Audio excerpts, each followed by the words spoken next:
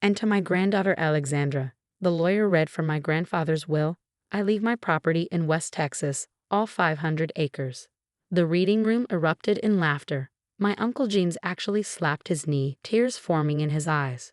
Old man really got you good, didn't he, Alex?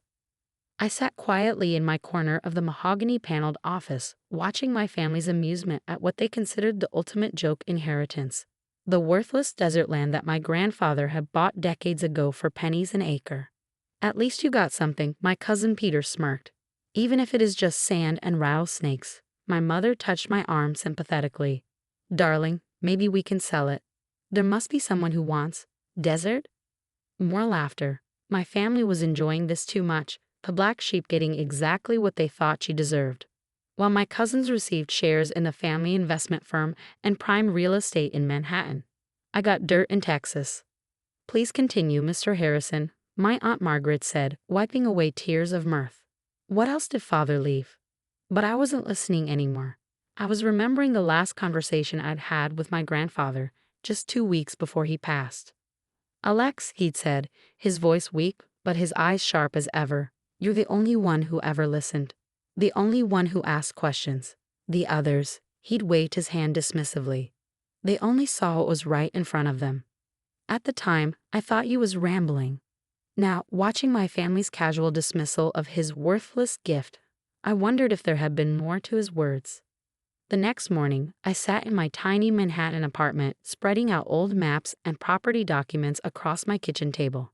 The land had been in my grandfather's possession for over 40 years, purchased when he was still building his fortune. My phone buzzed, a text from Peter. Hey cuz, want to trade? My Manhattan brownstone for your rattlesnake ranch. I ignored it, focusing instead on the geological surveys I pulled up on my laptop. Something about the property's location nagged at my memory. Grandfather had been many things, but he'd never been one to waste money, even on a joke. Another buzz, my mother this time. Darling, your Uncle James says he'll take the land off your hands for $5,000. Just to be kind. Kind, right, my Uncle James, who managed the family's investment portfolio, had never been kind about anything in his life. If he was interested in my worthless inheritance, there had to be a reason. I spent the next week diving deep into research. Geological reports, mineral rights documents, historical land surveys. I called in favors from college friends who worked in resource exploration. Every night after my job at an environmental consulting firm, I stayed up late studying everything I could about West Texas land rights. You're wasting your time, my sister Diana told me over coffee. It's just Grandpa's last little jab at the family disappointment. You know how he felt about you turning down the job at the family firm. But that wasn't quite right. Grandfather hadn't been disappointed when I chose environmental science over finance. He'd been interested. He'd asked questions about my work, about modern survey techniques, about the changing energy landscape.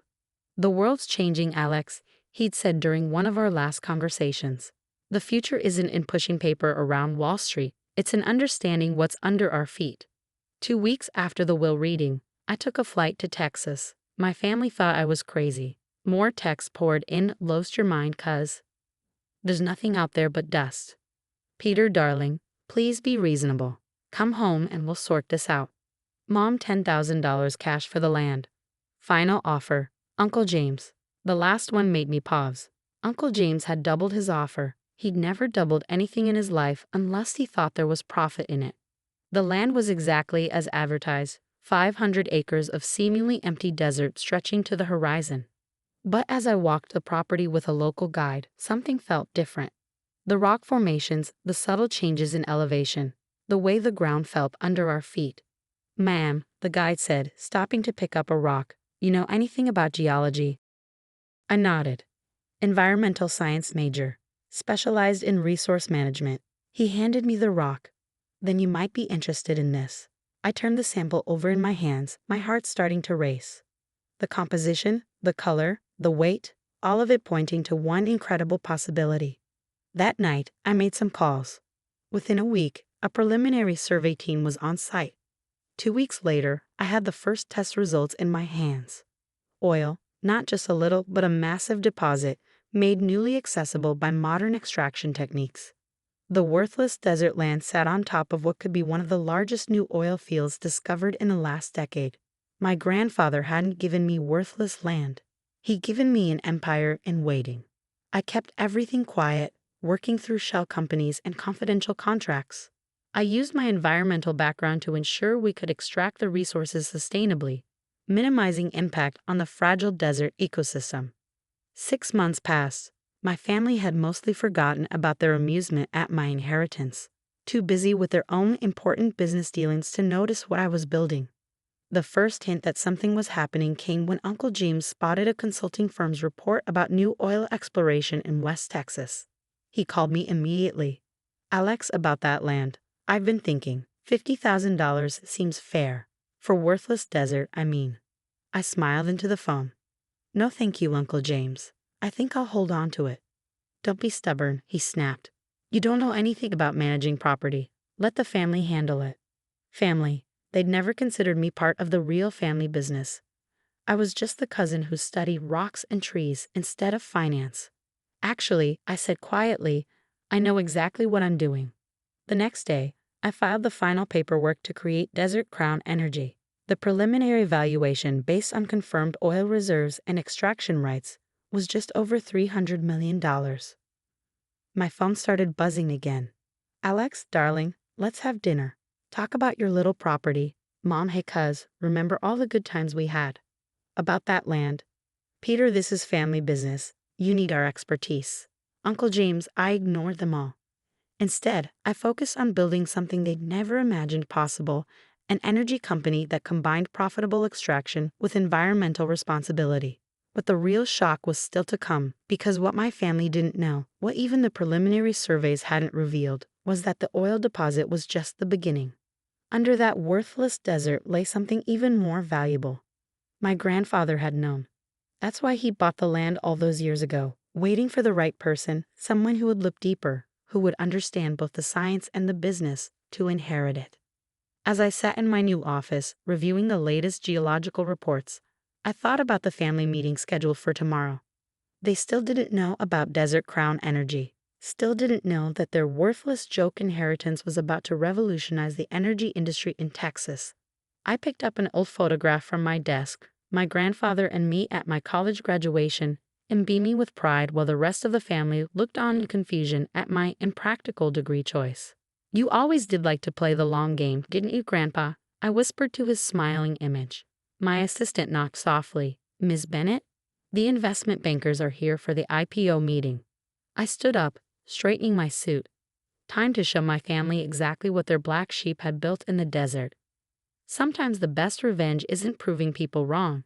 It's proving yourself so right that they can't ignore it. And I was about to prove something that would shake the entire family to its core. The worthless desert was just the beginning. What lay beneath it would change everything. The morning of the family meeting, I stood in my office at Desert Crown Energy's headquarters, watching the sun rise over the Texas landscape that had changed my life. The worthless desert now bustled with carefully controlled activity, state-of-the-art drilling equipment, environmental monitoring stations, and something else. Something my family still didn't know about. My phone buzzed with a message from Uncle James. "Meeting postponed? What do you mean we need to come to Texas?" I smiled, remembering his last attempt to buy my inheritance. He'd offered $100,000 last week, acting like he was doing me a favor. The oil rights alone were worth thousands of times that, but what we discovered beneath the oil would make that look like pocket change.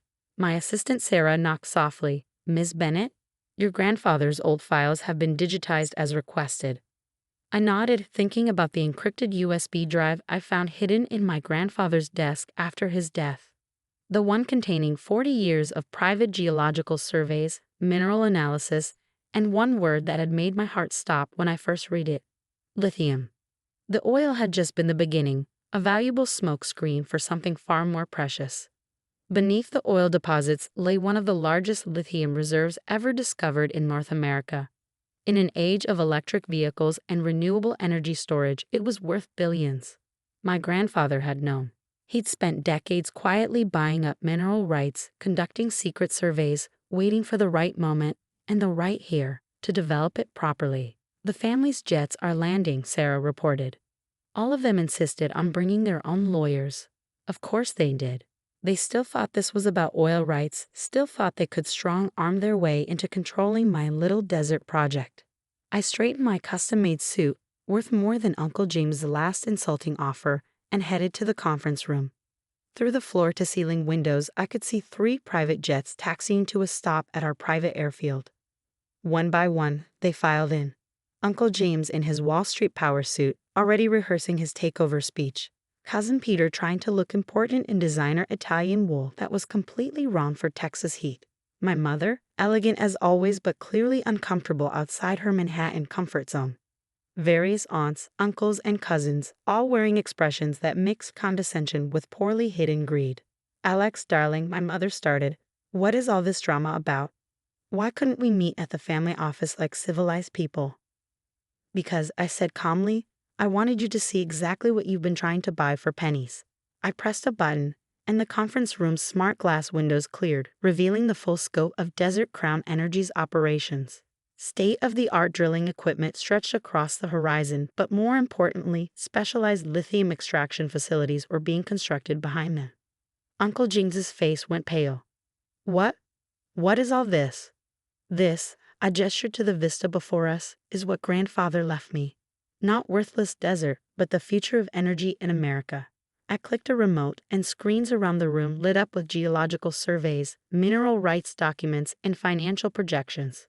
"The oil field alone is worth approximately $300 million, I continued. "Desert Crown Energy is already one of the most profitable new energy companies in Texas. But that's not why you're here. There's more." Peter's voice cracked slightly. I smiled. "Grandfather didn't just give me oil rights. He gave me what lies beneath them, one of the largest lithium deposits ever discovered in North America." The room erupted in chaos. Lawyers frantically flipped through documents. Family members who'd laughed at my inheritance now sat in stunned silence. "Impossible," Uncle James finally managed. "The surveys, when we looked years ago. The surveys showed what grandfather wanted them to show." I cut him off. "He spent 40 years preparing this land, buying up mineral rights, keeping the truth hidden until the right moment." "But why you?" My mother burst out. "Why not James or Peter or—" "Because I was the only one who ever looked deeper," I said quietly. "The only one who studied the science, who cared about more than just quick profits. Grandfather knew that developing this land properly required someone who understood both the business and the environmental implications." I clicked to the next slide, Desert Crown Energy's current valuation. The number made several of my cousins physically gasp. "With the lithium deposits," I continued, "Desert Crown Energy's IPO is expected to value the company at over $5 billion. And that's just the beginning." Uncle James stood up, his face flushed. "Now see here, this is family business. You can't possibly handle something of this magnitude alone. We should." "Should what?" I raised an eyebrow. "Take control.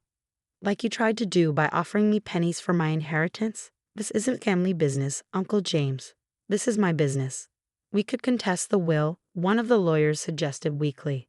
I laughed. "Go ahead." Grandfather left extensive documentation explaining exactly why he chose me as his heir. But more importantly, I gestured to the operation outside. "I've spent the last year building something none of you could have imagined. This company, these facilities, they're all mine." My mother tried a different approach. "Darling, think about family legacy. Surely we can work something out." "Legacy." I turned to face her. "Like the legacy of mocking my career choices, of dismissing my education as worthless? That legacy." I walked to the window, watching teams of geologists and engineers going about their work. "I am thinking about legacy. I'm building a company that will help power the future, not just through oil, but through sustainable energy storage solutions. I'm creating jobs, developing new extraction technologies, protecting the environment while producing resources the world desperately needs. At least give us a chance to invest," Peter pleaded. "We have capital." "No," I turned back to face them. "Desert Crown Energy doesn't need your money. In fact," I smiled slightly, "as of this morning, we've acquired controlling interest in the family investment firm." Uncle James choked on his water. "What?" "Those shell companies buying up shares over the past 6 months, they work for me. The family firm's oil and gas investments aligned perfectly with Desert Crown's expansion plans. The room fell silent as the implications sank in. I hadn't just built a successful company, I'd outmaneuvered them at their own game. Now, I said, gathering my papers, if you'll excuse me, I have an IPO to prepare for. Sarah will show you to your planes. Wait, my mother called as I reached the door. What about family? What about all of us? I paused, thinking about years of dismissal and mockery, of being the family disappointment. You know what I've learned? I said quietly. Family isn't about blood or inheritances. It's about belief. Grandfather believed in me when none of you did. He saw potential where you saw worthless desert. I opened the door. If you want to be part of this company's future, you can buy shares after the IPO. Like everyone else. The next few months were a whirlwind of activity. The IPO exceeded all expectations, valuing Desert Crown Energy at nearly $7 billion. News of the lithium deposit sent shockwaves through the energy industry. Every major technology company in the world wanted contracts for our lithium supply. My family made various attempts at reconciliation. Uncle James tried to arrange meetings through business contacts. Peter sent elaborate gifts to my office. My mother wrote long emails about family unity and shared success. I archived them all unread. 1 year after that family meeting, I stood in my grandfather's old study, now relocated to Desert Crown's headquarters. The room looked exactly as it had in his house, down to the worn leather chair where he used to tell me stories about geology and business opportunities. Sarah knocked softly. Miss Bennett? The new environmental impact reports are in. And your mother is in the lobby again. I picked up an old photograph from my desk. My grandfather standing on the same desert land 40 years ago, already planning for a future only he could see. What would you do, Grandpa? I whispered to his image. As if in answer, I remembered one of our last conversations. Success isn't about proving others wrong, Alex, he'd said. It's about proving yourself right. I turned to Sarah. Tell my mother she can schedule a meeting through proper channels, like everyone else. Through my office windows, I could see the desert stretching to the horizon, no longer worthless, but transformed into something extraordinary. Solar panels glinted beside oil derricks, while innovative lithium extraction facilities showed how old and new energy could coexist. My phone buzzed, another message from Uncle James. The family firm's stock is dropping. We need to discuss. I deleted it without reading further. Let them watch from the sidelines. I had an energy revolution to lead. The worthless desert had given me more than just wealth.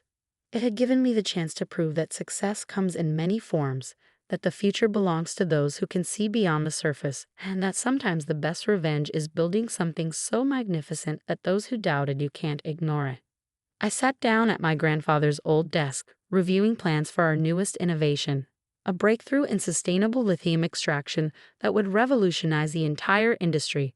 Outside, the Texas sun set over my empire, painting the worthless desert in shades of gold.